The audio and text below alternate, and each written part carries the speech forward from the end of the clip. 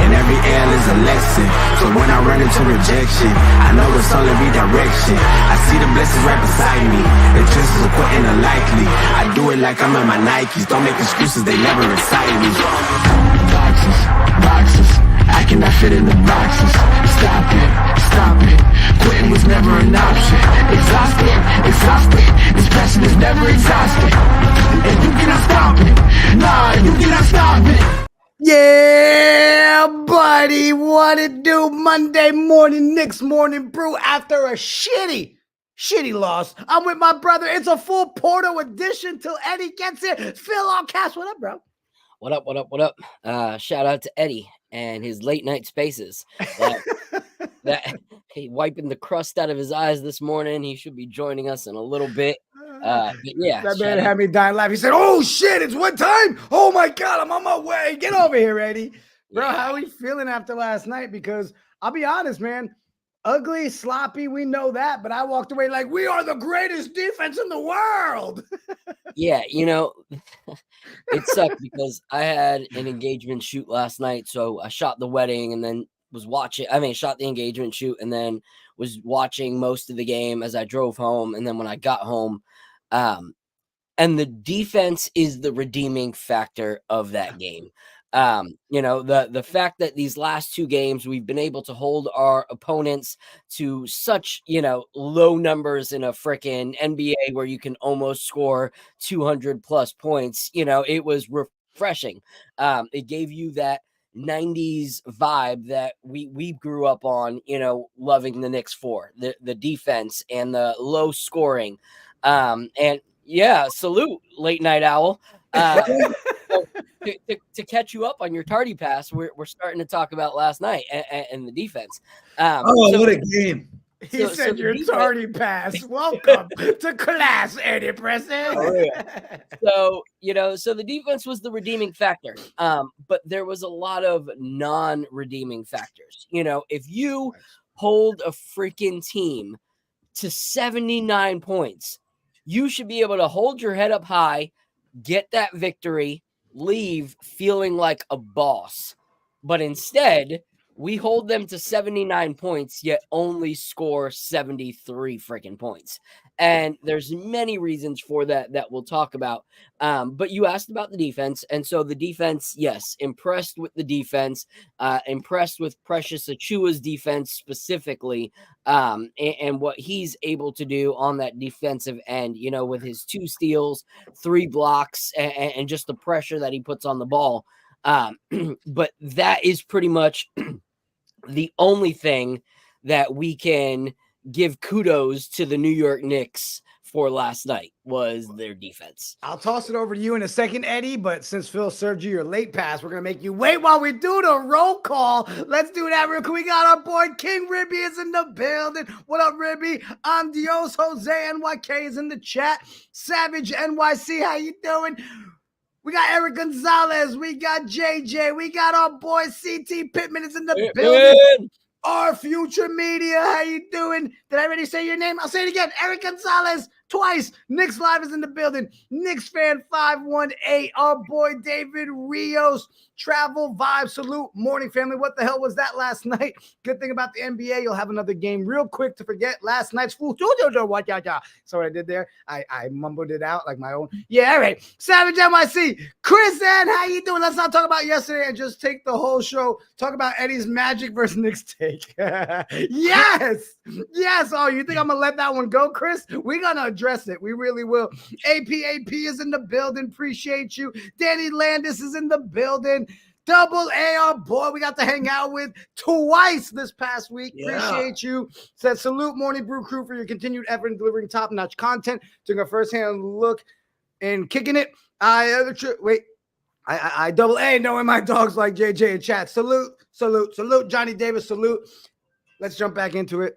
Oh, wait, hold on. If you haven't yet, smash the like, hit the subscribe, help us grow the channel. We surpassed 3,800 subscribers. We are 198 away from our goal, which was 4K before baseball started. We are literally 2 weeks away and 198 subs away. Which one's going to come? Is it going to happen? I really hope so. Jay Boogie is in the building. Last night, we built a brand new MSG with all those bricks. We'll talk about it. We're going to talk about it. Oh, man. Gideon is in the building. Appreciate you. But, Eddie, before you got here, that was my joke, man. And at the same time, not a joke because our defense is still solid, right? That was the highlight of last night's game. We got that L, and I also felt like the team was like, we set the record of holding the lowest score in the game. They're like, you know what? Screw that. We make the records. We hold every record, damn it. Because how do you go and break the record you just made the next day as the team with the lowest points? Brutal. But it was sloppy, Eddie. That's the thing about last night. It was just sloppy all around. It was disgusting. It was one of the worst games I've ever watched. I mean, like Jay Boogie said, they were just building bricks out there. They were shooting brick after brick. I mean, I think we were 26 of 80. I think that was our field goal percentage, something like 26 or 36 of 80. We shot, I think, 9 of 40 from the three. Yep. They couldn't hit a three-pointer to save their life. Deuce McBride didn't score a point. He didn't even score a point last night, and he's been playing well. Jalen Brunson was brutal. I think he might have had one of the worst games he's had as a Knick. I know he didn't turn the ball over. He only had 2 turnovers, but I mean, it was tough to watch. And when we needed a basket, nobody could score. Nobody. And the only player to shoot 50% last night was Bogdanovic. And he had a limited role and a limited time. So it was a horrible game. Then in the fourth quarter, Josh Hart hits that 3. And I think we got it to within 4 or something like that. And we had a little hope, but they go back down. The Philadelphia comes back down. Knicks give up a basket. And I think it was a 3-pointer from Kyle Lowry. And that was pretty much, that was a game right there. So brutal game, but you just got to take this game, throw it out. And we got to hope Tuesday that we come back and we get OG Anunoby back, because I think we're at the point now where the Knicks need to bring in. We need the cavalry. We need reinforcements. We need help because, look, man, Brunson can only do so much. All these other guys, they're role players, and even Dante. Dante's been great, but he's been asked to do too much at this point. He looks tired. He looks overwhelmed. I mean, look. We need OG, and OG can't come back here fast enough. That's it. That's the bottom line. We need OG Anunoby Tuesday night, and we need to stick it to Philadelphia.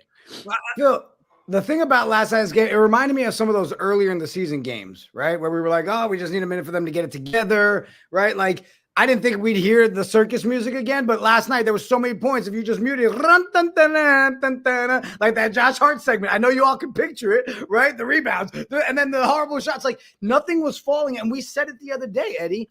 When our defense is on and we're hitting our shots, no one's gonna beat us. But this is a perfect example of our defense was still locked down, looking great. Yes, Kyle Lowry's annoying freaking pain in my ass, okay? And all of a sudden, Oubre looks like the amazing guy that Eddie tried selling us on the trade machine last season. But you sit there and you're like, man, across the board, you can't sit here and be like, that guy had a great game.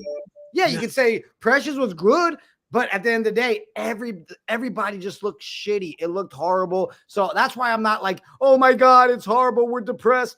No, it was. I said it to you the other day, Eddie, and everybody in the chat laughed. I said, I would not be surprised to see us win the game that Eddie thought we were going to lose with the Magic and then watch us lose that first game with the Sixers. It just felt like it was going to go that way, because everybody was counting us out from the Magic, and here we are. But, man, last night, the saving grace was that defense. But, Phil, I'll let you go on it because should we be concerned? All right, so there's a few points that people have made. I saw CT Pittman say, people are throwing this, making this into a bigger situation than it is.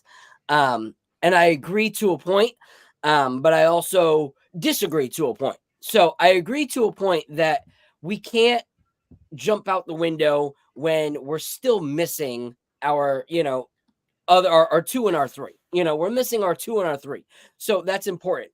But we also have to realize about last night is they were missing their number 1, their Embiid, and they're also missing and they're 2 in Maxey, so they are missing players as well. So here's my hot take on it. Okay. I understand this isn't the NBA I grew up on. Okay. I understand that this is a 3-point shooters NBA now, where you have even the big men who are, shooting the 3. I understand that. I understand that this is different. However, there are still points that are accessible to you in front of that freaking line. Like, it's not as if we're a 3-point shooting league now, so only the 3 gets you points. Like, we didn't lose by 20-something points. So there was no reason for us to continue to shoot a 3-point ball that we were not hitting.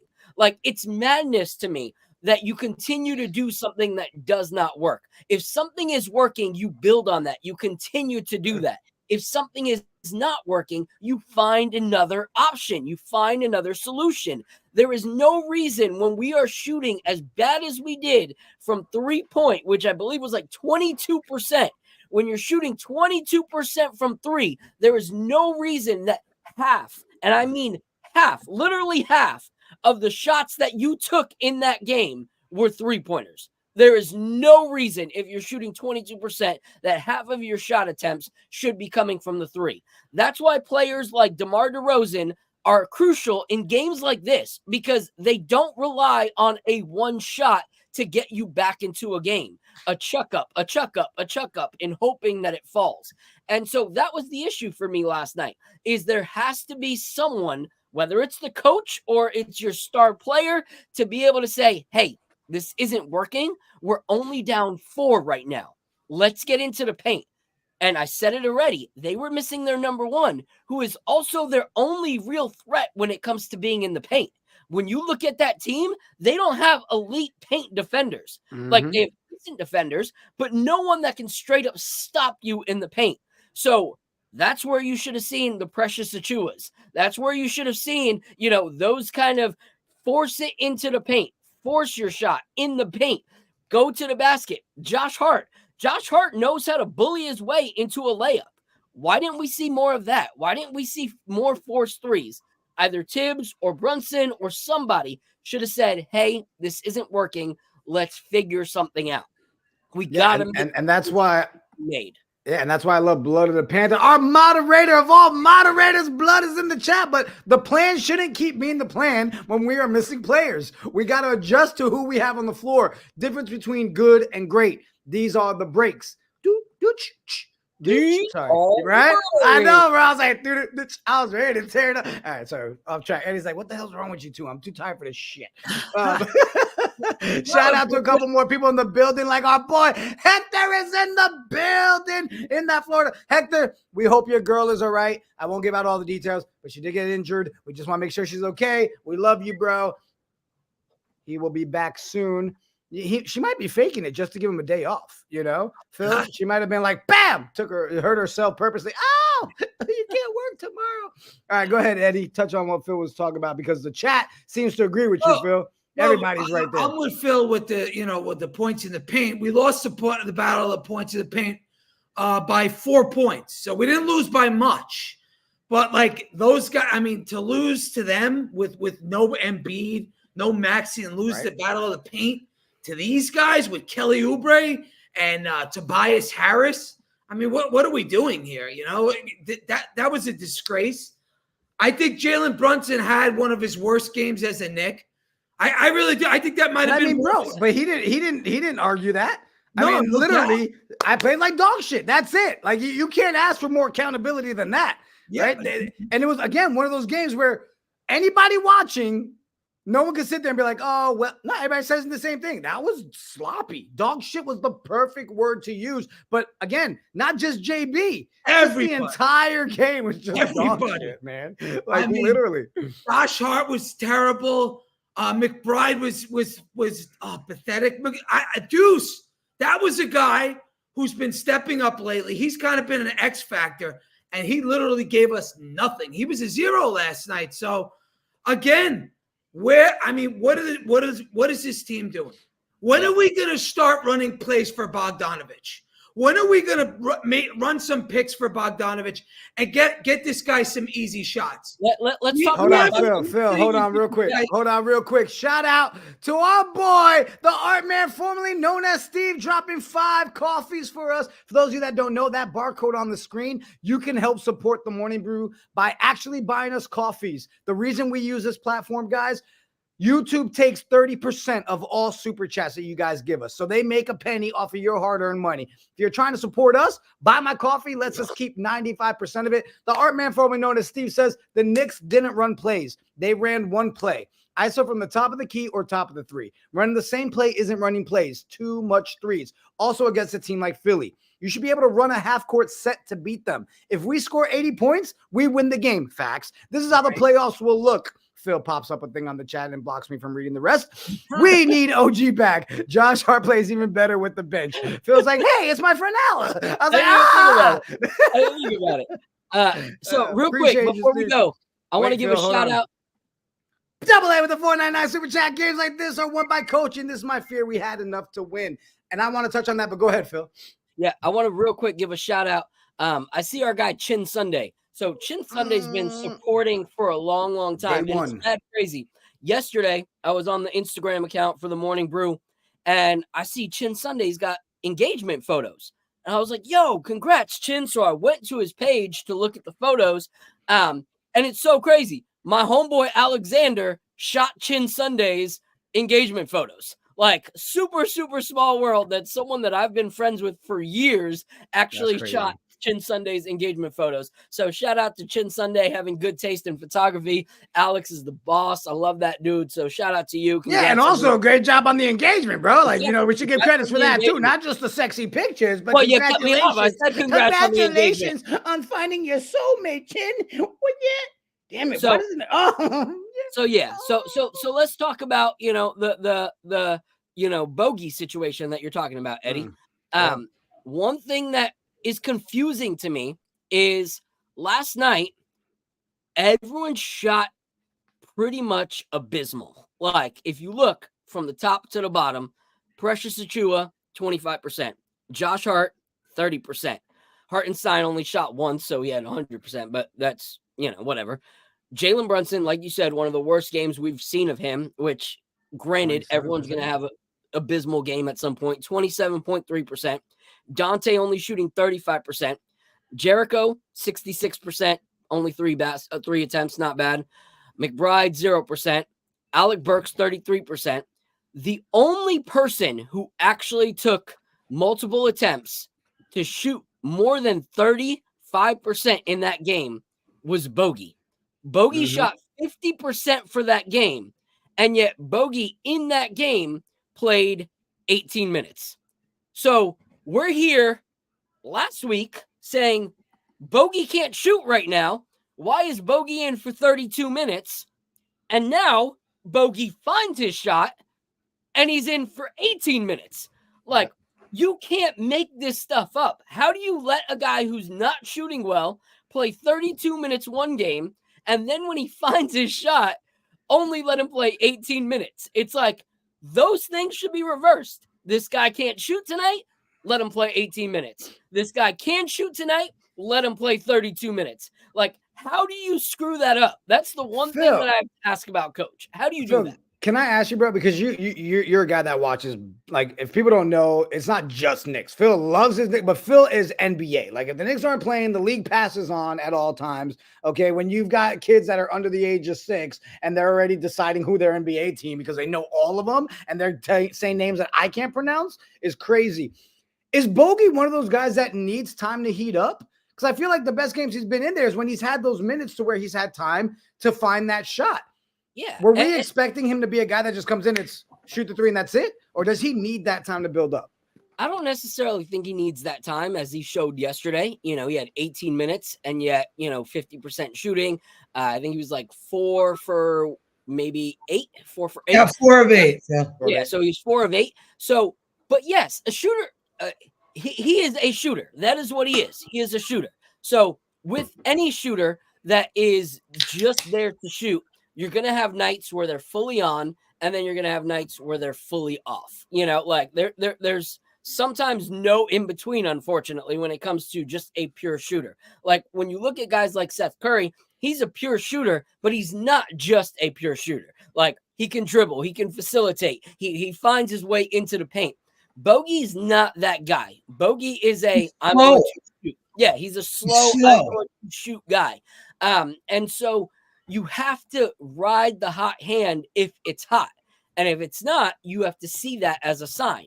And so that's the frustration is like in 30 minutes, you don't see the sign that he played bad the other night.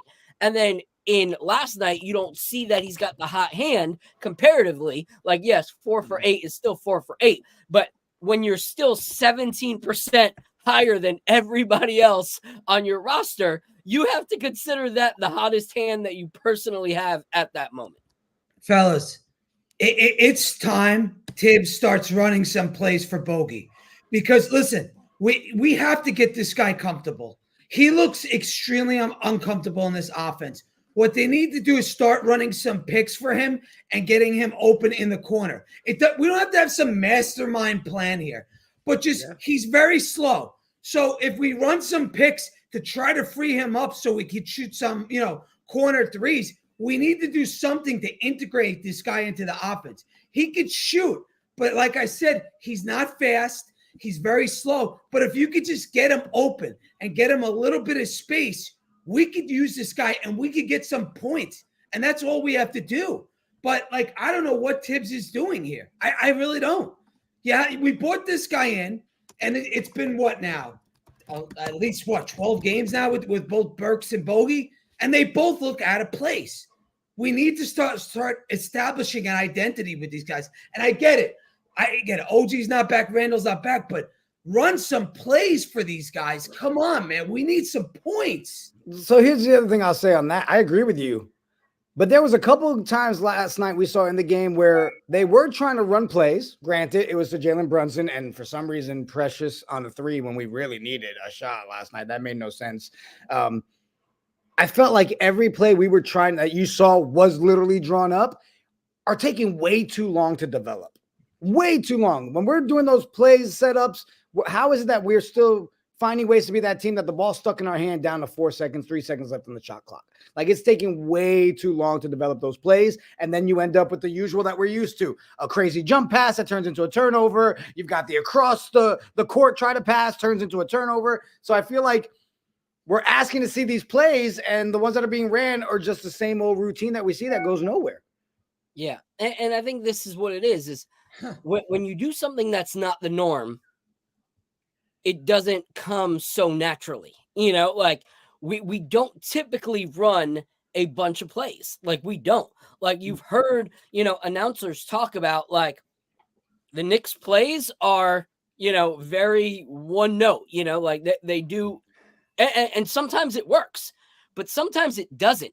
Sometimes it doesn't. Sometimes it does not work. And so last night you have a bunch of guys trying to run this pass play or whatever that they don't normally run.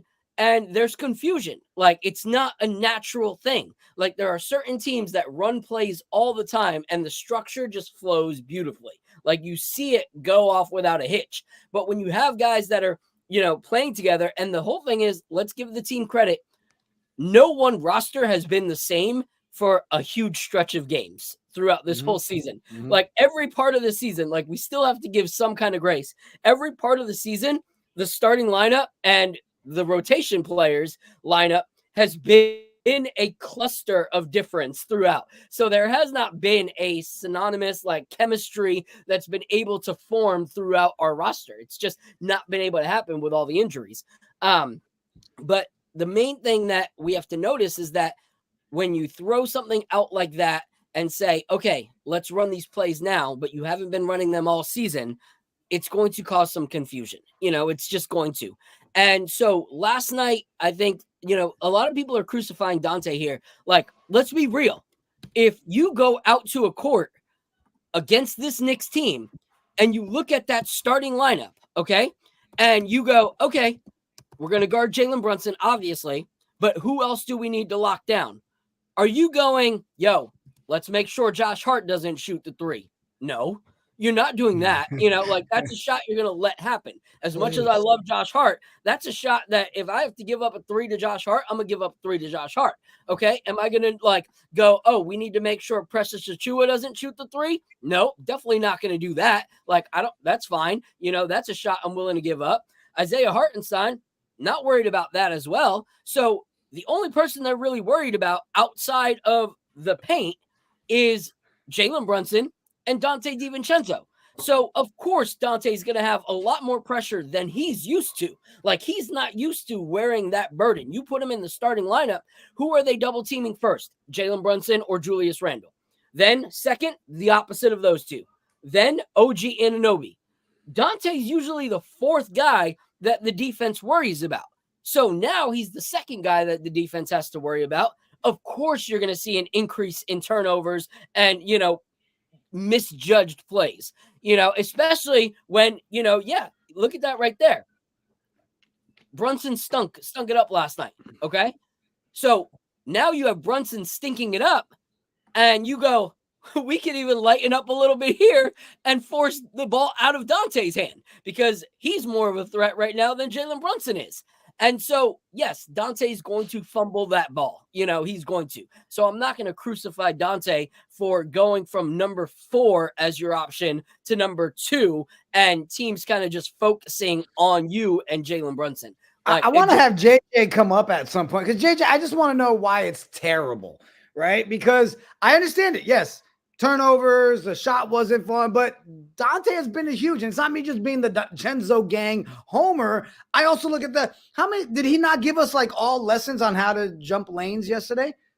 I mean, literally the way the man forces turnovers when he can to bring that energy, those little spark moments play a big part. But again, he went from a guy that's supposed to be our 4 now to our 2, and he's been holding it down. Again, I hate to harp on when we get our pieces back, everything will be different, but you can see that we can be different. At the end of the day, it was a horrible game. We missed every shot possible. Yeah. We should have won that game, point blank, but we were gassed. We were tired. And guys, it goes back to what a lot of times what we talk about when it comes to Tibbs.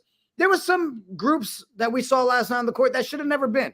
No. Eddie, was I not flipping out during the Magic game every time I'd see him take Jalen Brunson out, but leave Dante in? And I'm like, if you're going to go this route, sit Dante when you're sitting JB. Correct. I want to see that package together. If we're missing our pieces the way we are, why are you letting Dante keep going the whole game, get exhausted, and then be less of a weapon when Jalen Brunson is in there? If you're going to force me to watch Burke's minutes, and yes, he's taking some away, but if you're going to force me to watch those minutes, then please use the rotations the right way. Go ahead, Eddie. I saw you about to go. Look. This is 2 out of 3 games now that we couldn't hit a shot to save our life. You can see it's clear. It's clear as day that these guys are a little gassed. You watch Dante. You watch him go up and down the court. He's huffing and puffing. The same, even Josh Hart, you could tell is a little gassed. Like these guys are tired at this point in the season. And, we're asking these guys to do more than they're used to doing. We're asking these guys to elevate their roles, and they can't do it. So I'm just going to take it as this. I'm going to throw out the game against the Hawks, and I'm going to throw out last night's game because, look, they couldn't hit a shot to save their life. At all. Let's see what happens on Tuesday. Let's see. If OG Anunoby comes back, okay, we're going to be a different team. We're probably going to hit a lot more shots, and we're going to get a lot more help. So I'm going to throw last night's game out because when you shoot like that, and this is now 2 out of 3 games where they just been shooting like unbelievably terrible. You just kind of got to throw it out because even for the Knicks, they're not the greatest shooting team in the world, but even for them, 9 of 40 from the 3. Oh, yeah, exactly. Brutal. The Knicks aren't that bad. Bro, there was like a force field around the rim. You know what I mean? Yeah, like, how many air balls? I mean, we know we see them, but last night it felt like there was a lot of them, right? Everybody took their turn. If the game was don't hit the rim, we freaking nailed it last night, okay? They were keeping score. Phil, before I throw it over to you, because I saw you saw it, right? You saw Eddie, here we go, time to school my brother on basketball. Before you do that, Phil, we've got over 250 people in the building. Appreciate everybody rocking with us. If you haven't yet, hit the like, hit the subscribe. If you're over on Twitter, listen, right? Oh, this guy's about to give us all kinds of rules. It helps us in a major way. If you can, on YouTube, just jump over to YouTube from Twitter at Morning Brew Sports. Starting this Wednesday, we are going to start turning off the Twitter feed 30 minutes into the show. So then the YouTube will be the place. Guys, the YouTube chat is fantastic. Come join the Brew Crew chat, fam. Hang out with us. Phil, before I throw it over to you, I see we got a couple of chats to pull up in here because I saw, let's start with Charm Boy 72 Abel. To be honest, Sims looked lost out there. Give Bogey his minutes and open the floor more. I'm sure Phil's going to touch on some Sim. Kevin Taylor in the chat. Appreciate you joining us. It looks like Jacob Toppin has the skill set that Obi Toppin didn't. He looks like he can handle the ball, play small forward, and block shots, as well as the other things that Obi did. He can't. IG picture. I get it. You know what? I don't know. Pick Latin. I'm learning, all right? And then JJ Andante said he's good in passing lanes for sure, still has bad moments defensively, and has been bricking for a while now. He does have an excuse. He's not a second option. All right. Go ahead, Phil. Take it away. So I wanted to touch on one thing Eddie said where he was saying, I'm just going to throw this game away. I'm not. And I think that's the problem with a lot of what we go through is we throw games like this away. Like let's just forget this. Let's forget that. Let's ignore that. That was this. That was that. No, the only way this does not happen again is if we don't throw it away. Like you think about what history is. It always says history will repeat itself if you don't learn from history. Like you have to learn from history. So look at this game and say, okay, we are playing elite defense. But it is showing that elite defense in itself will not win us games. Just like Carmelo said a few weeks ago on his podcast, he said, elite defense is great for these Knicks. But at the end of the day, you do not win this game without buckets. It's a game about buckets. So if you look, you could play the most elite defense back and forth. You're the best elite defense team. You're the best elite defense team and stop each other and be at 0-0. The game is still not over until someone makes a basket. When someone makes a basket, that's how you win the game. So having just elite defense is not going to be enough. So we have to take this as a lesson of we need to play this kind of elite defense. But if other teams are going to play good defense as well and we can't score, or even if their defense is mediocre and we can't score, we can still lose with elite defense. So we have to make this be something that challenges us to be better offensively. We have to use it as, okay, Tibbs, you've proven you can be that elite defensive coach that everyone talks about. You've proven that. But without offense, we can't go into the playoffs. Like we can't execute and perform in the playoffs without the offense. Yes, we are missing some of our guys, but I'm saying we need to use this as fuel to remind us that we need to improve our offense before we move forward. Phil, Dripmore in the building.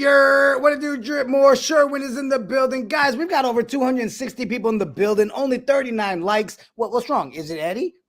Are you mad at Eddie for being late? You're going to hold back the likes. Smash the like, hit the subscribe. Go ahead, Eddie.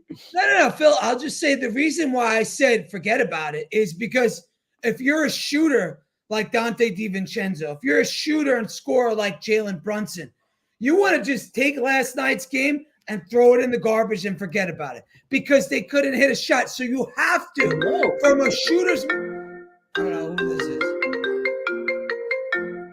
Just deny it.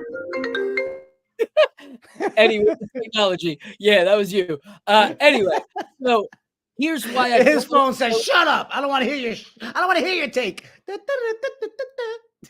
Like this is why I don't want those guys to forget about it because, like, it's as someone who runs a business, if I forget about where I failed, I can't do better the next time.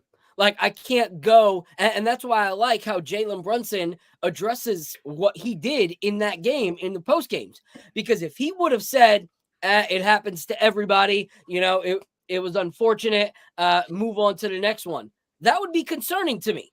That there's But Phil, like if you're a shooter and you have that type of night, it's almost like a closer in baseball. When you blow a save, when you're like an elite guy, like Mariano Rivera or Edwin Diaz on the Mets, you blow a save. Yeah. These things happen in a long season, right? So if I'm Dante DiVincenzo or Jalen Brunson and I wake up this morning, I am literally throwing last game's game out of my head. I'm never thinking about it again, and I'm coming back tomorrow night, and I'm gonna light the place up. I am going to get better without looking at that. Forget about it. You don't get better without looking at that stuff. Baskets. You don't get better without looking at that stuff and learning from that stuff. Oh no, I agree with you, but again, from a shooter's perspective, you got to just throw that game out because we could not only were we bad, the 76ers were almost as bad as us. They were. I love Dante. Okay. Me too. I love Dante. Last 3 games, he has shot abysmal. Okay. Yeah. So if he continues to just throw those games away, just forget that one. Just forget that one. Just forget that one. Now we're going from 3 games to 5 games instead of going, okay, what did I do in these 3 games that have me shooting this way? What can I do differently to get back to where I was? Like, throwing them away to me doesn't help you analyze the information that's wrong. Like, if your finances on a business dip one month, you don't just throw that month away and go, we'll get back to where we were. Like, you have to look at why you're like struggling, why you're leaking money, why things aren't the way that they were. You have to look at those things to get back to the success that you previously had. So for me, I'm not harping on it and going, woe is me, I'm the worst, I can't shoot anymore, like I've lost my powers. That's a different thing. But just throwing it away and moving on, to me, that does more harm than good. Teresa T is in the chat. Oh, there he goes. He gets trigger happy. Phil stops talking. He's like, button pressing. I'm going to revoke your privileges, sir. As a fan, I'm throwing it away. OG changes the offense, and we know that. We've seen it. Let Tibbs and the guys keep it in their mind, sure. But me, as a fan, it's already forgotten. Teresa T said, Men in Black memories stick the shit out of me. Nostalgic niggas in the building. Nostalgic, I saw you ask me a question in KFTV chat yesterday, and I totally meant to reply. I never hit send. So I think your question was, how are we feeling about this team? So good news. We talk about it all morning. Keith Turner's in the building. Shanti. Did y'all see the picture this weekend?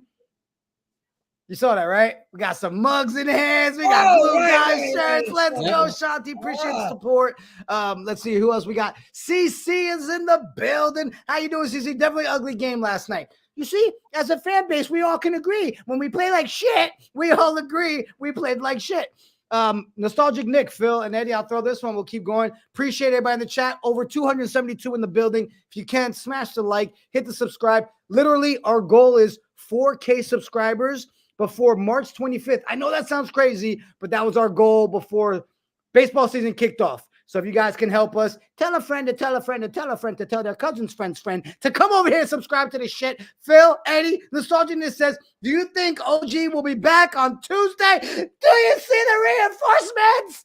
Phil, OG Anunoby had surgery on his shooting elbow in February. He did not miss any of these threes during pregame warmups last night. Tom Thibodeau said there's no update yet on Anunoby and expects him to travel for the Knicks' upcoming 4-game road trip. Thibodeau recently said OG is day-to-day. Will he be the first reserve back this week? Yeah, and so shout out to that tweet. One thing that was also said in that post game, though, was that he's going to travel and hopefully he'll be able to play. So Tibbs is having the hopes that on this road trip, OG will be back. Obviously, there's obvious tones of how he said it when it comes to OG. He said that Randle will be traveling, but he said hopefully OG will be available to play. So OG will be the first one back. He didn't say that same thing about Randle. You saw OG shooting in warmups. He looked good. Like, he looked ready. He looked determined. And one thing that I love is you look at the camera views of OG and Randle during that game. They look hungry. They look like, dang it, if I could just be out there helping my team. And I'm excited for that hunger. Like, I'm excited for what we are going to see when they come back, because I think it's going to be, very, very cool to watch. I think it's going to be something that, we are going to need, because if you look at last night, the NBA pretty much gifted us. And we fumbled the ball. Yeah. Like, all the losses. The NBA pretty much was like, hey, Knicks, Merry Christmas. Just win this game and you will be happy. The Magic are going to lose. The Heat are going to lose. The Cavaliers are going to lose. And then if you beat the Sixers, you make them fall down too. And the Knicks go. Sorry. So I'm looking forward to having OG back, because I think things like last night would definitely be different with a guy like OG in the lineup. It just would. Like, you saw how we were moving before. I think the Knicks played so bad last night that Tibbs is going to force OG to come back Tuesday, and I'm going to make a guarantee. I guarantee you OG Anunoby is back on Tuesday. That's my guarantee. I'm going to guarantee it. That's how bad last night's game was, and that's what Tibbs is going to do. We were so bad that we have to bring OG back, and he's going to be back on Tuesday. Lock it up. I guarantee it. If I'm wrong, kill me on Wednesday. That's it. Kill me on Wednesday. OG's coming back tomorrow night. I'd love that, bro. So here's one thing. So he's not gonna let it go. Go ahead. No. So Eric Gonzalez, I'm not even worried about Eddie right now. I'm not even paying attention to Eddie anymore. So I'm going with this right here. Adrian Pagano and Eddie with the Charles Barkley type of game. You nailed it, Eddie. You nailed it, Eddie, and Adrian. Never call it out. Yeah. All right. He's trying to get the mini profit status over here. So I'm gonna guarantee it, Phil. That's how bad it was, brother. So that's why yesterday's loss was inexcusable. Here's the one thing I want to say about yesterday's loss. Yes, it was inexcusable, but if we could take anything away from last night, it's that without our greatest defender in OG Anunoby, and without our main in the paint scorer of Julius Randle. No, Brunson's our main guy in the paint who scores. Brunson. Okay, well, yes, but that's right now. Brunson was doing a lot of shooting from three as well when Randle was there, because there was. I'm just saying he has the most points in the paint. Yeah. So without those two guys in our lineup, our defense has still been pretty elite these last few games. So if we continue on that, I think the last two games we kept teams to the lowest scoring all season, across the league. Mm-hmm. And that's without OG being there. So you bring him back, you bring Randle back, and I think that if we build on that kind of defense from these last two games, we are going to be a very hard team to defend offensively. And then we're able to capitalize on what we're already doing defensively. And that is going to give us something to continue with.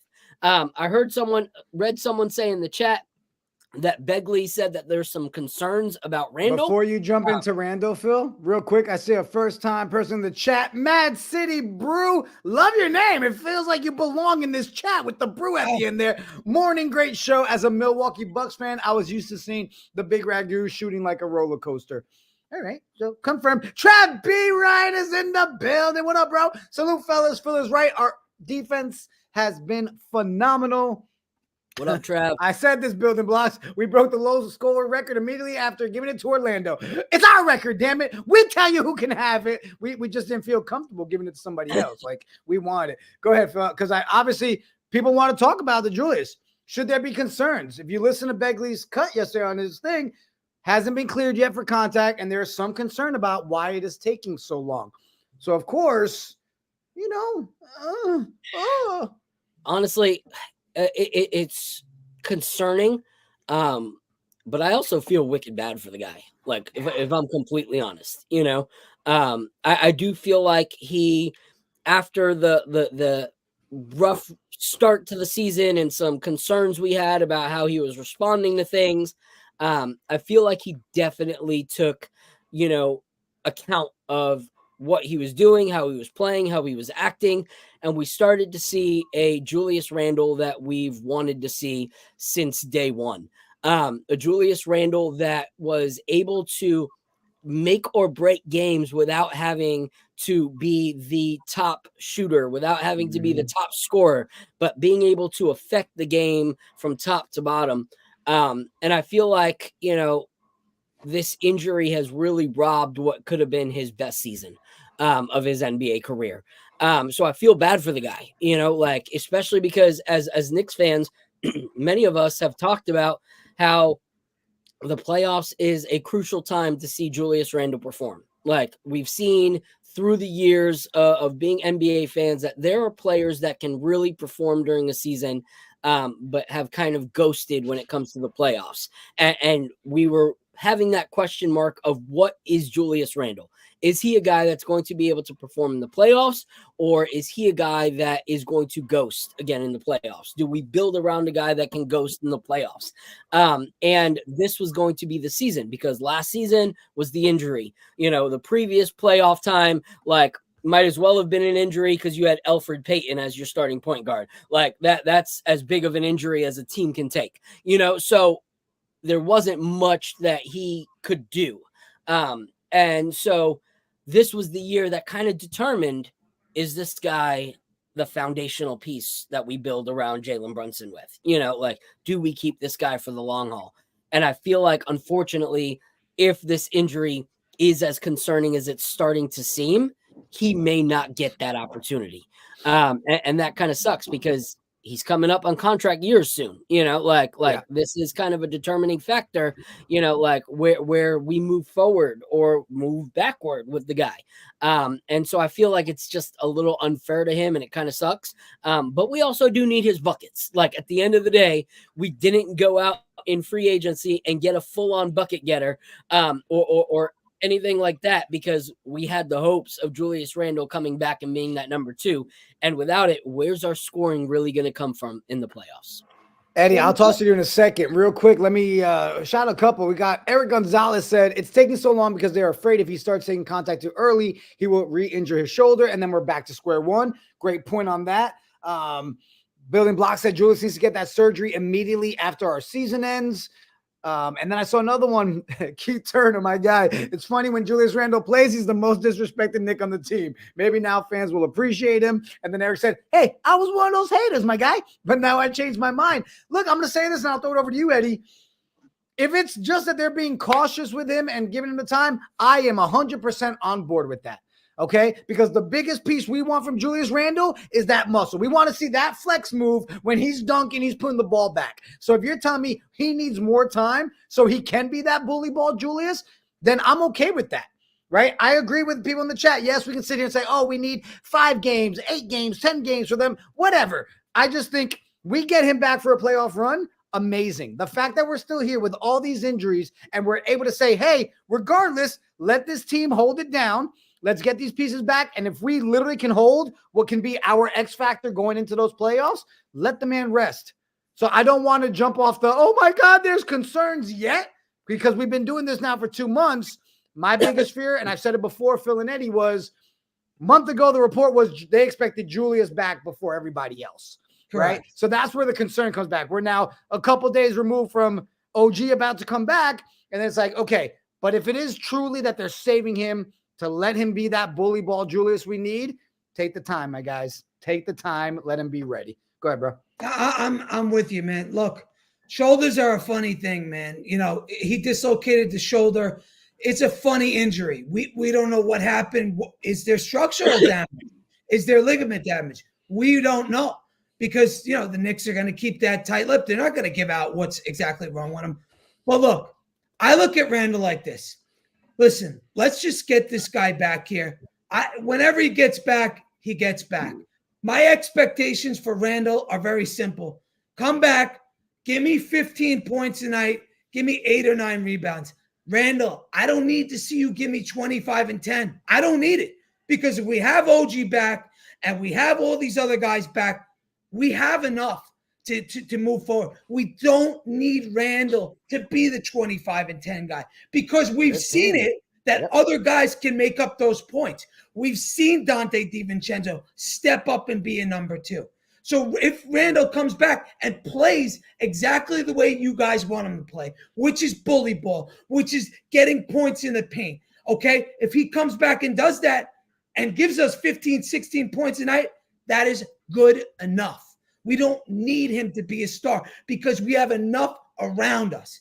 And just by him coming back, he helps open up the perimeter. He's going to open up Dante to open shots. He's going to open up OG for corner threes.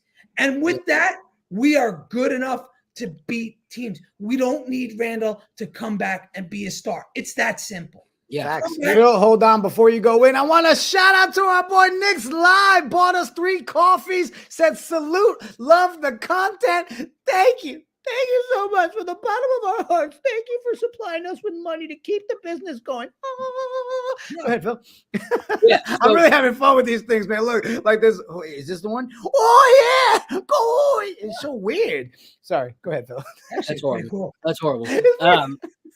Like, what is this rave mornings like? Like, anyway, I don't know what's even happening in that square over there. Apparently, Eddie's not the only one who needs more sleep.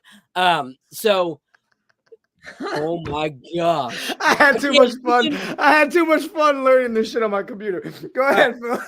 So, here's the one concern, and the way I'd put it. We want him to come back and be that bully ball kind of player. But with bully ball comes a lot of contact, comes a lot of possibilities of re-injuring, if not making that shoulder worse. So for me, it's not so much coming even give us 15 points. You know, for me, it's do not over stretch yourself. Do not over exhaust that shoulder. Do not put your body through pressure that it is not needed. Me getting Julius Randle back is more so misdirection. Like, at the end of the day, people know what he can do. That doesn't mean he has to do it. Like, that does not mean he has to bully ball people in, because when he does his bully ball, it's typically when people are coming after him, and then he muscles his way through. All he needs to do is draw those people over. Like, that's it. The threat of him being in that paint, of him being there, being able now, Phil, to open up Jalen Brunson, being able to open up Dante, and OG cutting the way that he does, or hitting the outside 3. All 3 of those guys have more shooting opportunities just from Randle being on the court. And as long as we don't see Randle, Phil, coming out with that, he's nervous, so he's just at that 3-point, right? When teams see that, then they know what Randle they're getting. But like you said, if he's down there just drawing the attention, you have to pay attention to Randle. You have to pay attention to OG. It's going to open so much more, and that's why we've been going months of once everybody's back, because we know it. We see the plan. We see what it can be. We just haven't had a taste of it yet. Sorry, Phil. Go ahead, bro. And here's the thing, is with the OGs and the Hartenstein, this is why I love Mitch, but this is what makes Hartenstein and Randle in the lineup a little more effective, in my opinion, offensively, is iHeart is really good at setting picks comparatively to Mitchell Robinson. So if iHeart can get the pick to where a smaller guy is now on Julius Randle, and you have like a small forward or even a shooting guard trying to pick up Julius Randle in the paint, then he could do bully ball without the worry and fear of hurting himself, and having to be too extra. Because Sherwin had a great point. If they don't think he's going to play bully ball at all, then he's not really a threat. So there's no reason to double team him. But if you get those picks and he can play bully ball against those smaller, not as strong defenders, then there's less worry about him actually hurting himself, but he's still a threat of being able to bully ball those kind of players. But then he's not forcing his hand to have to bully ball against guys that are almost as strong as he is, that can, push back and kind of possibly re-injure that shoulder. So it's all about actually making the right decisions, utilizing him enough, not overutilizing him, but enough that he impacts our offense.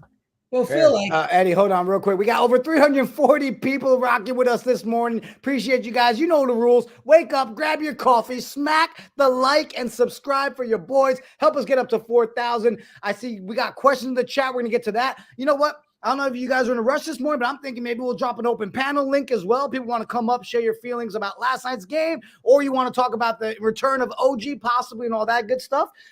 The other thing I want to point out was I didn't shout out our boy TC Steels is in the building. TC, how are you going to show up in the chat and drop some horrible Garrett Cole news? So I'll save that for the Yankees talk later with Heck, but that's really unfortunate and scares me. I saw Sherwin drop some questions. Valentina is in the building.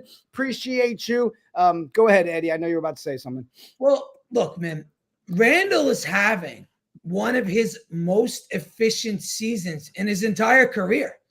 Randle hasn't had this high of a field goal percentage since his last year in New Orleans, when he just played bully ball down there. His last season in New Orleans, he was shooting basically just right at the rim. So this has been one of his most cerebral seasons. It's been a smart season for Randle. He's not doing stupid shit. In the beginning of the year, when he came back on that ankle, he was awful. He was inefficient. He was brutal. He was hard to watch. But then after 10, 15 games, something just snapped. Something clicked. And Randle became what we all wanted him to become. He became the guy that got easy baskets. He became the guy that required 3 players from the other team to collapse on him. Exactly. So I think that's why they're taking it so slow with Randle, because they know they want him to come back and do the exact same thing. And if he comes back and he's able to do that again, we are in business for a sick playoff run. We got a chance. If he comes back and is that type of player, we are good to go.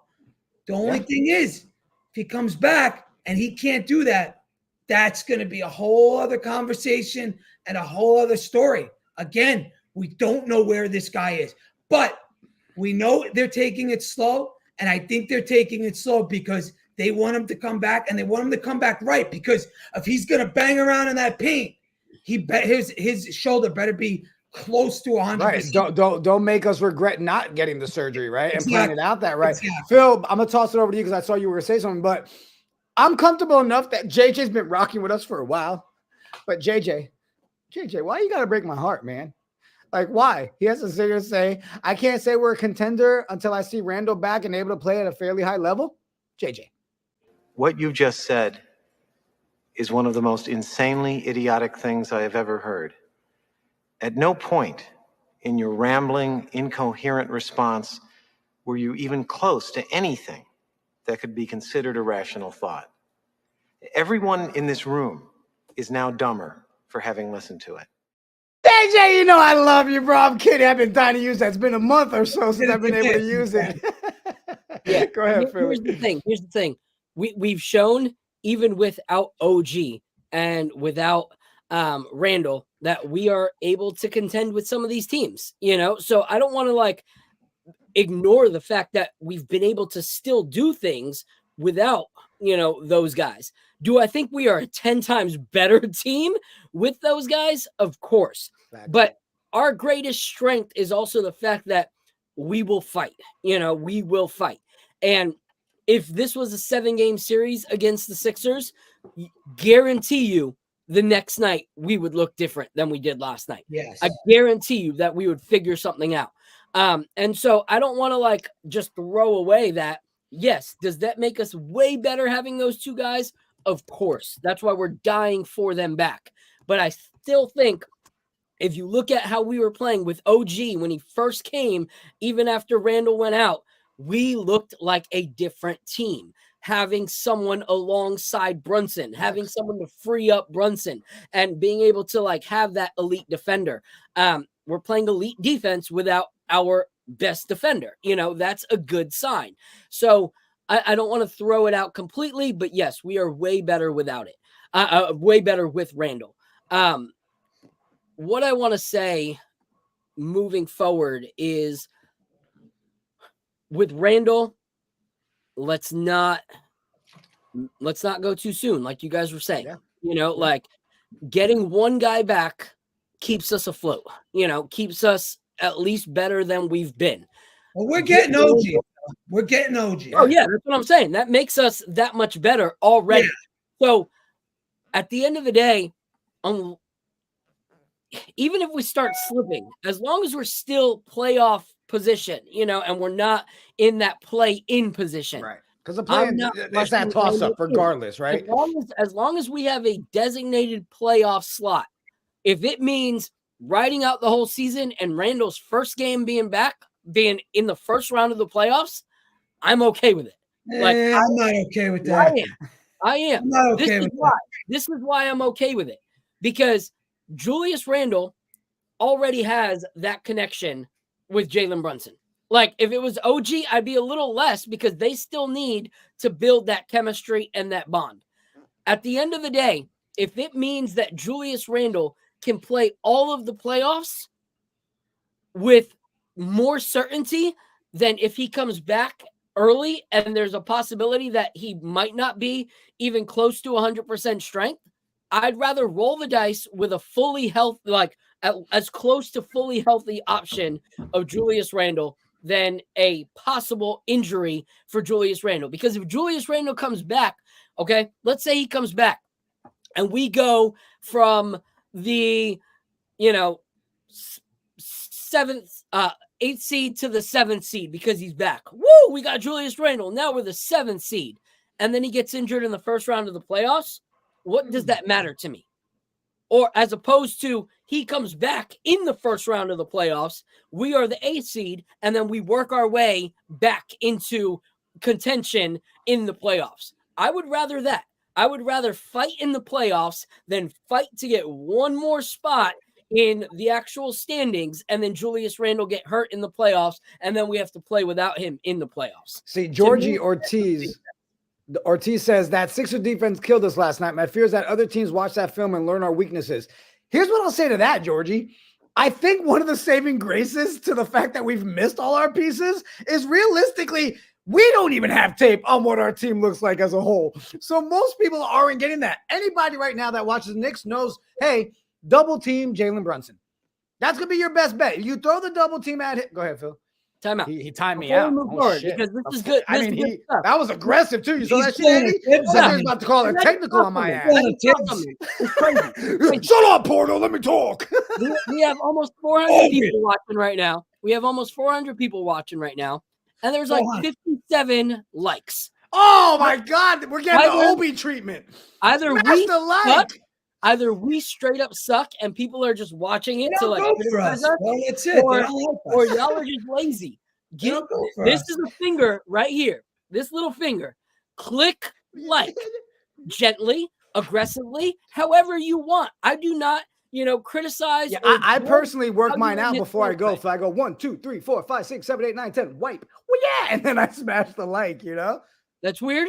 I just hit the like. So like I said, no judgment on how you hit the like button. You just need to do it. And if you're watching on X, we appreciate you. But if you could head on over, join the actual convo that everybody is having right now. You know what? Don't even come over. And he's like, I don't want to be a friend anymore. Put it right here. It's right here. There's the link. Look, I don't need you to come over. It's enough. Y'all ain't right. Let me shout out a couple people. You guys don't suck. Yeah. Nah, nah, nah, nah, nah, nah, nah, nah, nah, nah. Where was this one, bro? Slow Poke XXL. Bro, that 76ers game was not a defensive showcase from the 76ers. Both teams scored the least amount of points since like 4 or 5 years ago, bro. Yeah, listen, no one is saying it was a full defensive masterclass, right? I mean, it just looks like we have an amazing defense because that was the highlight of our game last night. But no, I agree with you. It was the sloppiest of sloppiest games. Appreciate you being in the chat, Slow Pokes.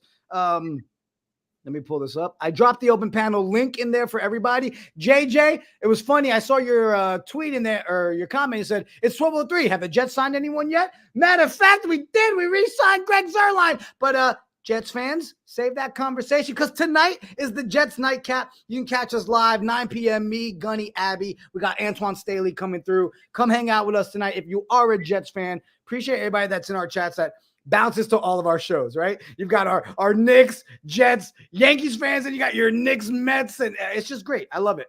And the Met show is coming soon. Met show coming soon. We released the logo recently. NBA Nightcap coming back. I'm going to announce it now.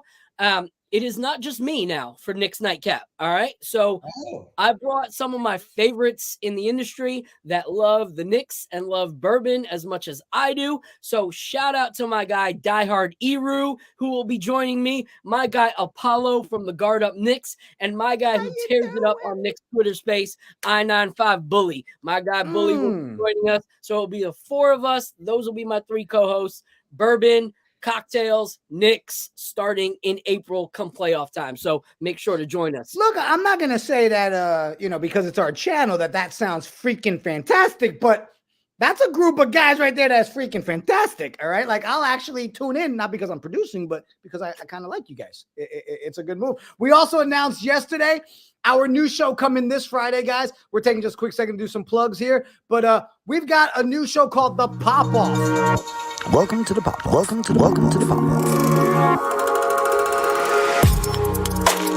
The Pop-Off, guys, is we've got a group of guys coming every Friday, 2 p.m. Eastern. We got Gene Fitzmagic. We've got James Woody. We've got Canadian actor from the show Ghost, Nigel Downer. We've got producer of Cobra Kai, Caleb Pinkett. All four of them coming to you every Friday with a crazy pop-off, just open panel segment, talking all things sports. Eddie had to go run to the bathroom. I hate when he's not on screen because then it looks weird. We got to make sure he gets some sort of graphic there, Phil.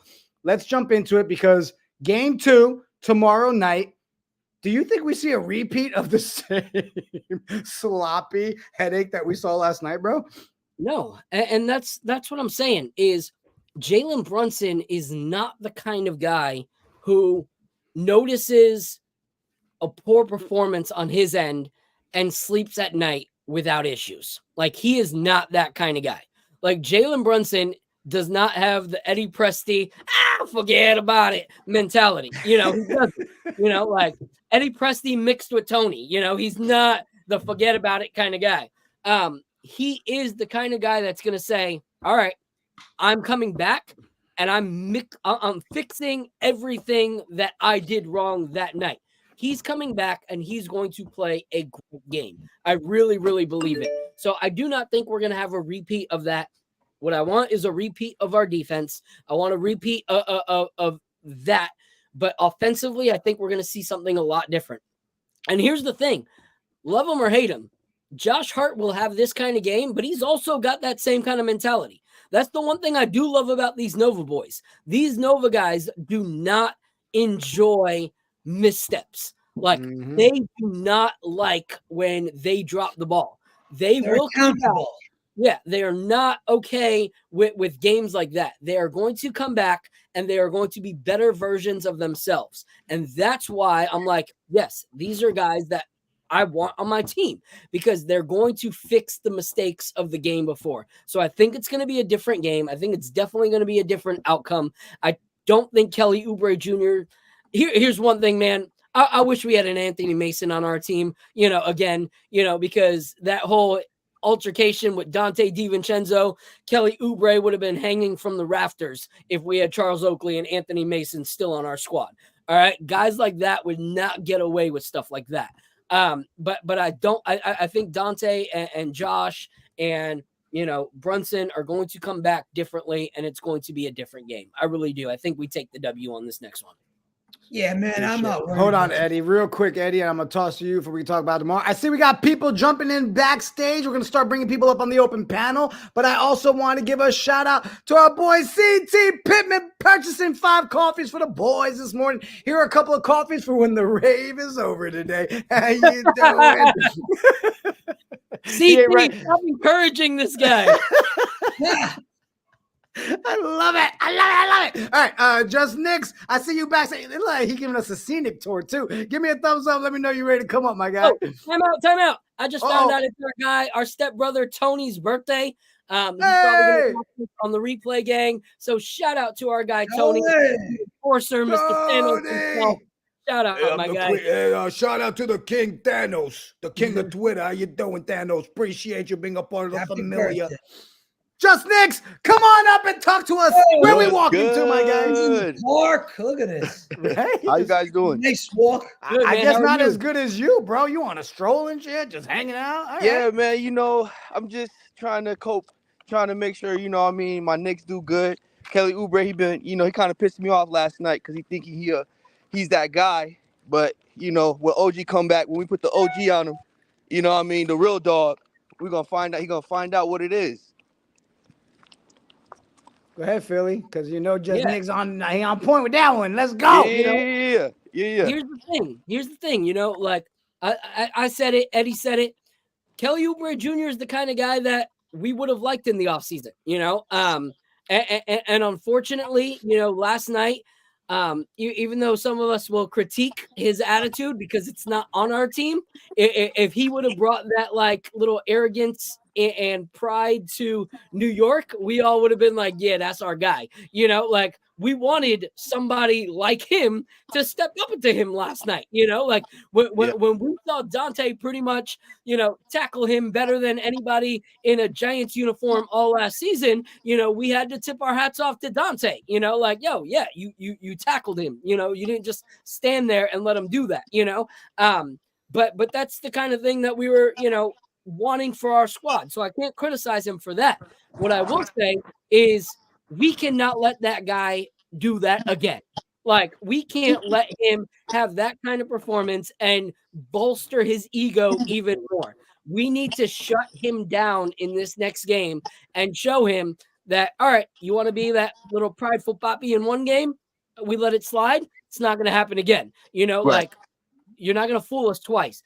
So we got to come out as hard hitters. And I'm hoping OG is there, because how beautiful would it be for him to go on that little prideful stunt of his, and then he comes back the next game and OG keeps him 1 for 10 from the field.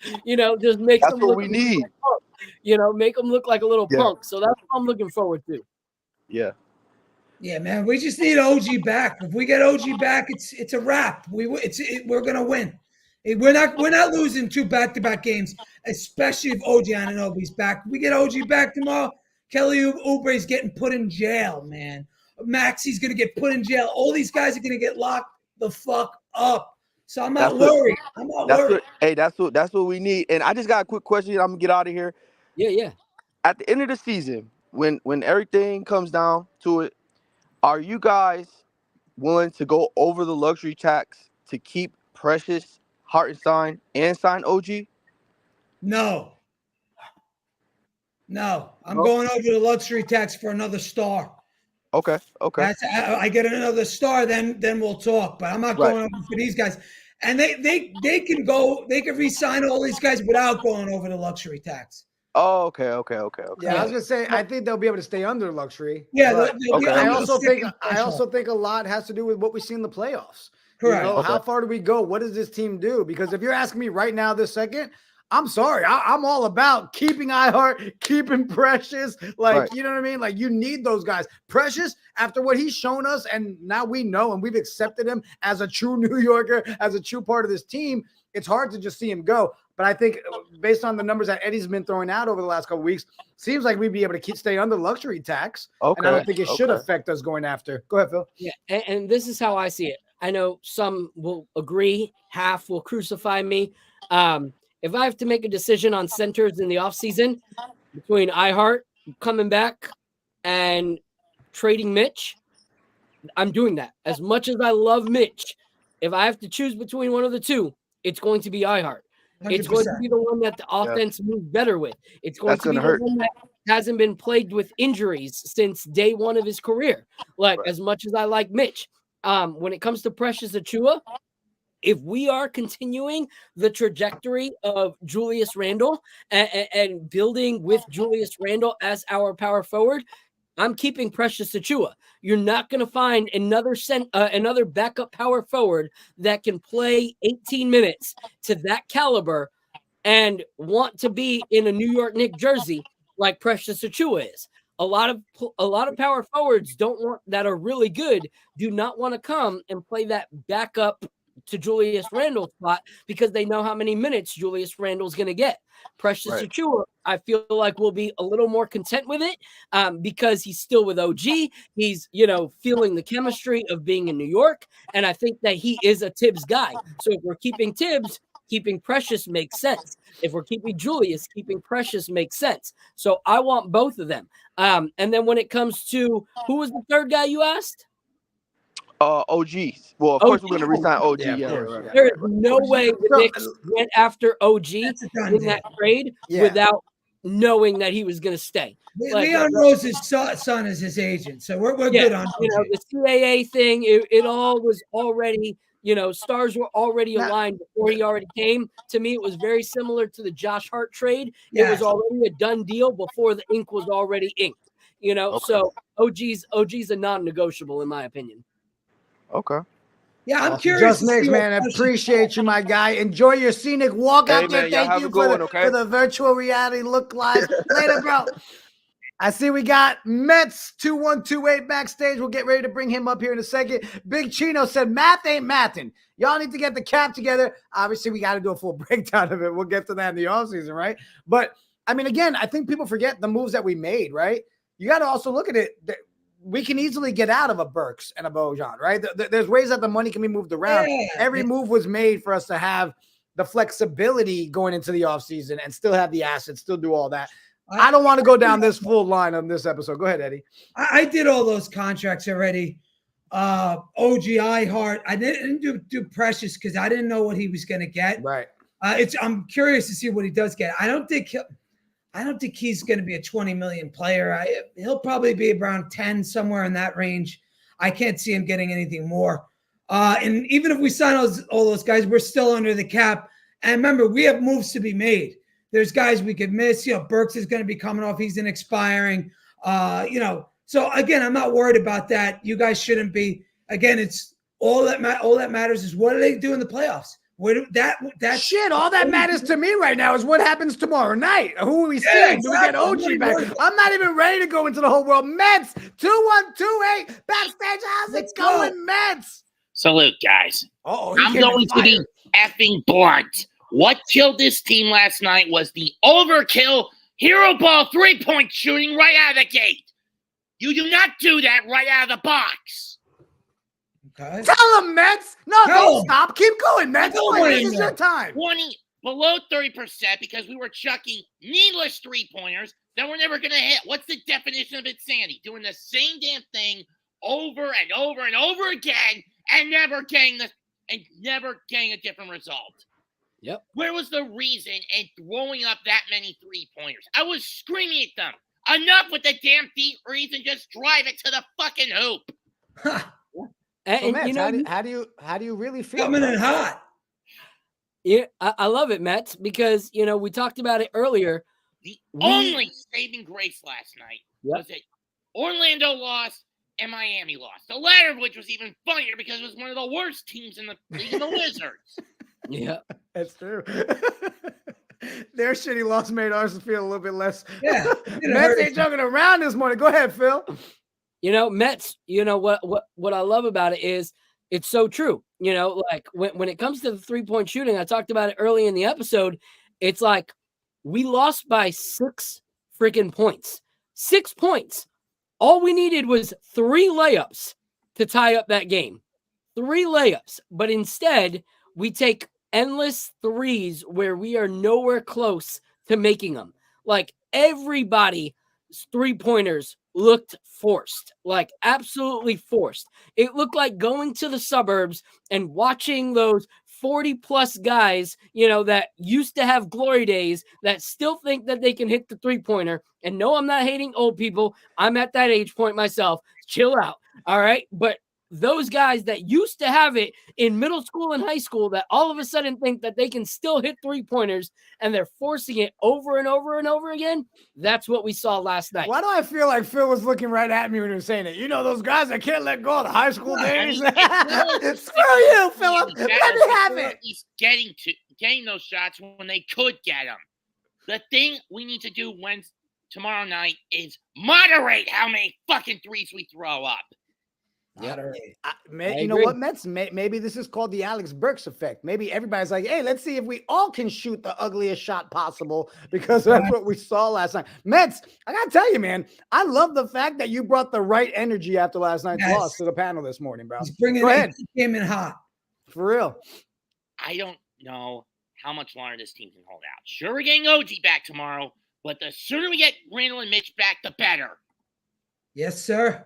Yes, Mets, I'm sorry, bro, but there is nothing that you said that is not factual. Mets, we love you. Thanks for showing up on the open panel, bro. We'll see you soon. Yo, Mets came in hot. CT Pittman with the $9.99, keeping the lights on. I love iHeart Eddie, but I'm not totally sold on trading Mitch and keeping him. That constantly sore Achilles worries me. And yes, I know Mitch is injured a lot too. Yeah. Listen, CP, they could keep both. Okay, they could keep both because Mitch is a descending salary. So his contract goes down. iHeart's going to be $470 in the 70 range, somewhere around there. They could keep both, but they just got to keep an eye on how much they're giving, Precious and all those other things. Eye on what they're going to do with Randle, if they're going to trade him or not. Again, these are conversations we could have down the line. Oh, yeah, we definitely will. We got someone else backstage. Before we do that, shout out to everybody that's been popping in. I see us keep filling up. We have over 380 people in the building. Tay Max said, whoa, calm down, buddy. Take it easy, Mets. It's going to be okay. People in the chat. I love people in the chat. We got our Yankees fans. We got our Mets fans in there. You got the Mets fans that love them. And the other ones like Valentino said, hey, who let the Mets fans in here? Damn it. That's not allowed. The art man, formerly known as Steve, give me a thumbs up. Let me know you're ready to come up, my guy. Hey, what up, Steve? He made it on the panel. What's up, my guy? Yo, what's good? What's good? What's good? Y'all, how y'all doing?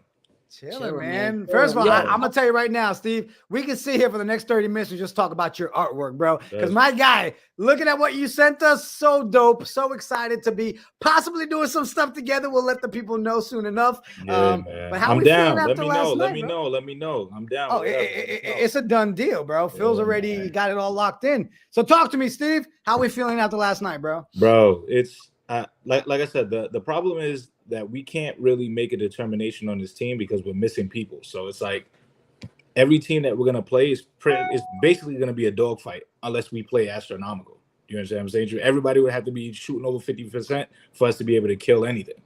If we have bad games, especially from Jalen Brunson, it's pretty much a dogfight every single night, no matter what you try to do, no matter what version of the team shows up. If Jalen is playing bad, Josh Hart has to drop 28 points.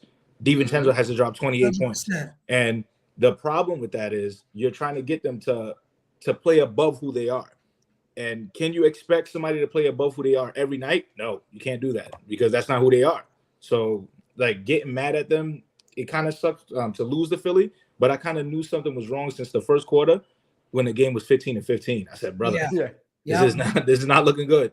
And in my mind, I said, if Brunson is shooting that bad, and then you look at DiVincenzo and DiVincenzo's chucking up threes, I'm like, who else is left to shoot other than Bogey? And then Bogey was the only one that actually scored, and he didn't even get to play. Yeah. And Steve, you said it. When you're sitting there and the play is drawn up that Precious has to shoot a three, you know it's a rough shooting night. When it's drawn up for him to be there, that's a problem. But again, it was across the board. And that's, again, one of those points, if you take a step back and look at it, that's one of the things that you can actually look as something that gives you solace. Not like Phil said earlier, not just throwing it away, but being able to sit there and be like, damn, again, we can sit there and point out The shots were off all night. The defense Yeah. was good, but it was sloppy. You have the turnovers you have, and you can't put buckets in. I mean, guys, even the free throws we were missing last night, right? So 76%. right, you know, so it's just like every single thing. So that's where you still have hope because you're like, our guys are missing. No shots were falling. Everybody looked like crap. But so did the Sixers. Yeah, I mean, you said it, bro. 15-15. What we're looking at also is we can't also throw the game away.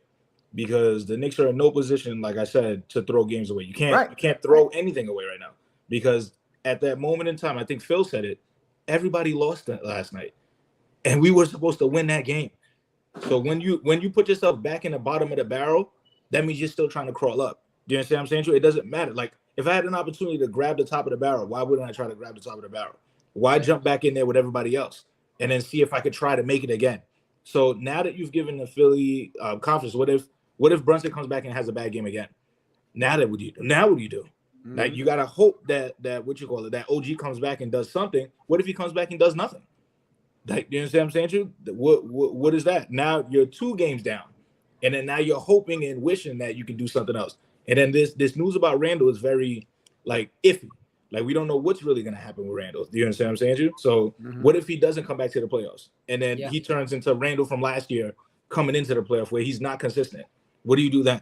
But if OG comes back, it helps. It helps big time, because if he just comes back and doesn't hit shots, he will still make an impact on the defensive end, where his defense is going to create offense. It's going to create, fast break opportunities that we haven't seen, because he gets steals. He clogs the middle of the passing lanes, and he can get those balls out there. And that's going to get us easier shots. Yeah. So OG back, he doesn't even have to be 100% from the shooting. His defense alone is going to create offense. So that's why I'm not even worried about OG. I'm just worried about people coming in compromised. Like, do you understand? Like, because when you come in compromised, it's like as if you're playing like not at your best. So anything can go wrong. Like, if I'm playing with a hurt ankle and I'm favoring my right ankle's hurt, but I'm favoring my I'm pushing off my left a lot. Now I can hurt my left, and then, do you understand what I'm saying to you? It's really like a domino effect. So, like, I know these games are so important, and I would love for the Knicks to win. I also want the Knicks to be healthy as well. So like I said, Phil, I'm gonna let you talk, because like I said, I kept cutting you off every time you about to say No, you're good, man. It was to a point you made. You were talking about players having to rise above what they normally do night in and night out, with these injuries. And that's where I have a little bit of a hard time with like how I see the fan base reacting to these players in games like last night. Like, how long have OG and Randle been out? And these guys have continued to step up to at least keep us in this position. Like, if you would have asked me, like, at the beginning of the season, like, if your number 2 and your number 3 are out for this long, do you still think that you will be a 4th seed? Like, that's a huge accomplishment. That's a huge accomplishment that these guys, Dante DiVincenzo, who I don't think he's ever been a starter. Like, he's always been a, rotation player with these other teams, and you look at Josh Hart has been the glue guy off the bench for ever. He's been a journeyman role player. And now you're asking me to be a main guy. Yeah. And now since, and Precious Achiuwa as well, coming off the bench in his last role. And now you have Precious Achiuwa, you have Josh Hart, you have Dante DiVincenzo, all being starters and keeping your team afloat for this freaking long, and then you crucify them after games like last night. No, I can't do that. Like, because even in that stint that we are still a 4th seed, we also have to realize there are games that Jalen Brunson's been out, and yet those guys have still been able to do it.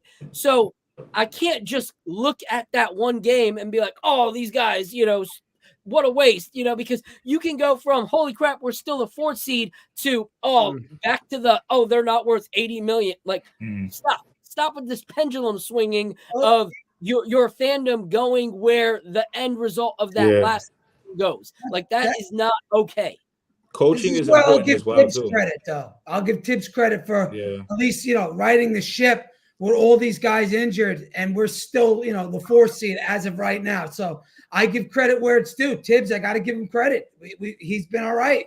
Guys, Again, can I tell you what's Go ahead, really Steve. hurting us? It's like what I thought Alec Burks was gonna be, and what he is something totally different. Like in my mind, I said, "You telling me Alec Burks can't give us the 10 points that we needed to win last game?" Alec Burks, you remember Alec Burks? Yes. Alec Burks. They used to call him MJ Burks. Right now, he's looking like JM Burks. Like, you know what I'm saying? Like it's not falling the right way. Like, it doesn't. Right. It doesn't. You know even what I make just thought of? sense. You know what I just thought of when you said that? Have you seen the new Space Jam movie? Yes. The newest one with LeBron, Yes. where they're in the locker room and they come in and they're like, "We found MJ. We found MJ." And you And see it's the Michael B. silhouette, Jordan. and then it's Michael B. Jordan. That's what we got with Burks. It went from calling That him gotta be, MJ bro. Burks to now he's MBJ Burks. That's like crazy, bro. It's like I said, I was about to curse, but I forget. It might be a family show, so Yeah, you whatever can't do the that shit situation- here. whatever- Oh, sorry. I speak a little French, you hear me? So I gotta be careful. But whatever the situation is, I just want it to be where we're looking like all these guys are punching above their weight class. Like we can't technically get mad at them because they're actually playing astronomical in regards to their standards. Like you can't force them to play so much outside of that. Eventually they got to come down to their means. Do you understand? Like they eventually will come down. The problem is that we were expecting OG back already. We were expecting Randle back already. So we thought them punching above their weight class was eventually going to end. But now it looks like it's stretching out a little bit longer than we needed. And like I said, maybe somebody look at the Burst needs some of that Space Jam water. Right now he's shooting all the basketballs in the space, and none of them going to the rim. So that's the problem that we're having with him. So Facts.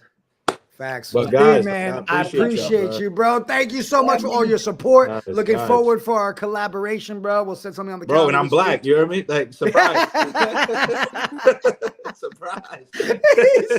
You ain't right, Steve. We'll holler at you later, my guy. appreciate you, Guys, my guy. have a wonderful day, guys. You too, You bro. too, bro. Let me go back to the right one. Go ahead, Philly. I'm gonna pull this up. Real quick. I think that was a great take. Like one thing that should always be celebrated is when someone exceeds expectations. Like I don't understand how someone can exceed expectations and then we crucify them because they're coming down to a normal level of their actual play capabilities. Like yes, Dante's been phenomenal for a huge part of the season. You're eventually going to run out of gas. You're playing as a 2-man when you're typically a 6 or 7 man. Now you're playing as a 2-man. You go from, playing, even when OG was there and he was in the starting lineup, we still were not playing him the amount of minutes that he's been playing with OG being gone. Like he has had to step up to a role that is insane and he's risen to the occasion. So there's got to be some kind of grace. There's got to be some kind of grace when a guy like that starts to fizzle out a little bit. The good thing is that he's shown that he can make that step up for a good amount of time. Now you get these guys back and Dante's already a new level kind of player. That's going to help us in the playoffs. Now you see Precious Achiuwa is a new kind of player. We've seen the best version of Achiuwa in his NBA career in a Knicks jersey. That is promising for when Randle comes back and we know that we have someone off the bench that Tibbs will actually play. Yes, I was a huge Obi fan. I still like Obi. However, fitting this system, Precious Achiuwa fits him way better. Way better. Not just because of his skill sets, but because of the fact that he's got the coach willing to give him the shine. That is important with this team, is the coach is actually going to play them. And so now Precious is at a whole new level. And I think that you're going to start seeing once these guys come back, that it's going to be more and more. Now they're able to play their position, their roles, and it's going to look a lot better. Yeah, we're good. Listen, we're getting our guys back. All right, they're coming back. Let's not go jumping off the bridge. We're going to be good, man. OG comes back tomorrow night. We're good. We are good. Again, it's a slow process. It's a slow process. I like John's take. silver lining. When we get healthy, our bench is going to be battle tested. Exactly. That's one way to look at it, right? I mean, again, we're not seeing the Knicks team that we're hoping to see. And starting Tuesday, hopefully the first piece of that comes back, bro. Again, I was okay saying we would probably split with the Sixers. Right. It just made sense. If we win that Magic game, we gave it our all for that Magic game. If anybody can sit here and say that wasn't a battle, it was. Yes, we won. We put the whooping on them, but we earned that win. And we took the win that we really, really needed. If you sat there and said, hey, you're only going to win 2 out of these 3 games, which one are you picking? I'm picking the split versus Sixers, and I'm taking that win against the Magic. Yeah. That was more valuable than the loss affects us from yesterday. So that's why, again, no reason to really jump out. Guys, before we wrap up, we've got 420 plus people that have been rocking with us all morning. Means the world to us. If you haven't yet, if you're still watching us on YouTube, I'm going to put it up or on X. Here's the YouTube link. Guys, it's free to support. Just click on over there. Hit the sub, hit the like button for us. Over 420 people in the building. We only got 70 likes, but I get it. Most of the people still on X. Jump on over, help support the fam. Phil, before we go, last takes before we get out of here, bro. Yeah. I think it's very important that we win this next game. Like, I believe that it will keep us above the Sixers if we were we are going to tie for the same spot in the standings. So I think it's very, very important that we win this game. Also, I understand that people are like, oh, our bench this, our bench that. Well, that's because our bench is not our bench right now. Our bench is actually our starters right now, which our starters will then go back to being our bench. So yes, our bench numbers are down right now because Josh Hart is our starter. Precious Achiuwa is our starter. All these guys are not supposed to be our starters. So yes, our bench will get better with time. And guys like Burks, who are, playing abysmal, will probably fall out of the rotation and won't be our bench, because of how bad they're playing. So I think we just need to see the silver lining. That does not mean it does not suck to lose games like last night. Like, yes, it sucks, but let's look forward. Let's learn from what we did. And I really, think it's very, very important that we win this game. I'm praying that OG is back. If not, I'm praying the guys get at least enough rest and at least, are able to see what went wrong in that last game and that the players and Tibbs will make the adjustments needed for this next game. But I'm thankful for everyone in the chat. Thankful for everyone that's been rocking with us. Please head on over to our merch store. We know that you guys give super chats and coffees, and we appreciate that. But we also want you guys to get things out of it too, not just the content, So pick up a hoodie, pick up a sweatshirt, a crew neck, a t-shirt, a mug, something that you actually tangibly have, so that your donation is also something that benefits you in more than just watching us, even though it is great to watch us. I'll be That's it. I should know better. I should know when to reel my brother. I was like, here he goes. You're welcome. Eddie, last words before we go, because Eric said, just let Eddie predict the Sixers. Hold on, Eric. So we win. Uh-oh. Hold on. Reverse psychology? Hold on. If OG Anunoby comes back tomorrow night, lock it up. Guaranteed Knicks win. Guaranteed. Let's go. Guaranteed. I guarantee a victory. I guarantee. Guaranteed. OG Anunoby is in the building. It's over. We won. Don't even bet your money on it. Bet the house. I'm starting to wonder if I make fun of your voice or, imitate it is because I'm kind of jealous. Shout out to Mad City Brew, first time in the chat, and went out and support us with 5 coffees. Great show. The NBA playoffs are better when the Knicks are in. Hope the Bucks and Knicks meet in the playoffs. P.S. Boston still sucks. Listen, that's one thing we can agree on all day, every day. Appreciate you supporting us, first time viewer. Means the world to us.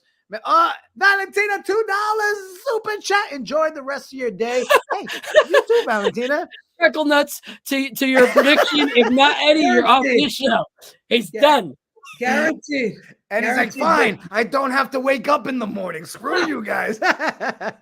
Appreciate everybody rocking with us. We're gonna wrap it up now. Over 420 still in the building. How you doing, 420? Everybody smash the like, hit the sub, come on over, join us. Looking forward to tomorrow's game. If you're a Jets fan, tonight the Jets nightcap is on. We've got everything. Yanks Brew tomorrow. We've got Knicks Morning Brew, Rangers Ice Brew. We've got the pop-off kicking off. Guys, we've got so much.